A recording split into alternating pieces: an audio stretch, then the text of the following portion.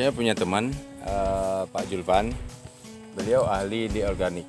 Makanya hari ini kita coba untuk bajak tanah untuk melakukan penanaman padi secara organik. Mulai dari pola tanam, pupuk, dan sampai menghasilkan jadi beras polanya organik. Nah, yang hari ini kita coba lakukan dan nanti akan kita sampaikan ini ketika Pak Gubernur melaksanakan Jambore di Aceh Timur di tahun 2020. Insya Allah. Ini kita buat dan plot untuk di daerah Kecamatan Darul Ihsan. Besok akan ada contoh di kecamatan-kecamatan yang lain. Supaya hasil lebih memuaskan, biayanya sangat irit. Tanpa beli pupuk, tanpa beli racun hama, biaya murah. Nah, kalau nanti kita lihat hasilnya yang bisa memuaskan, ya pasti kesemuanya akan kita lakukan. Dan ini bibit tidak ada perlu khawatir. Bisa bibit hibrida, bisa bibit biasa. Dan bibit hibrida nanti kita coba nggak perlu beli-beli hibrida lagi.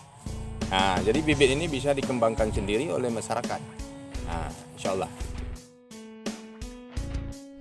Ini kan kita mulai target pola penanaman padi organik yang pernah dilakukan oleh orang tua kita dahulu.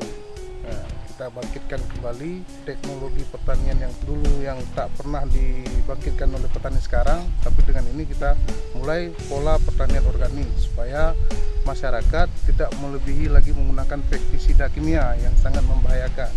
Nah, yang satu lagi kita gunakan sebagai pupuk dasar rumput sama jerami. Yang selama ini petani menganggap rumput itu sebagai gulma, tapi sebalik padanya, rumput adalah sebagai zat pengatur tumbuh yang bisa mengembalikan bakteri di dalam tanah. Yang pertama sehat, yang kedua tidak menghancurkan lingkungan tanah. Dengan menggunakan pupuk organik ini biaya lebih murah, dan petani ke depan otomatis sudah bisa memproduksi pupuk sendiri.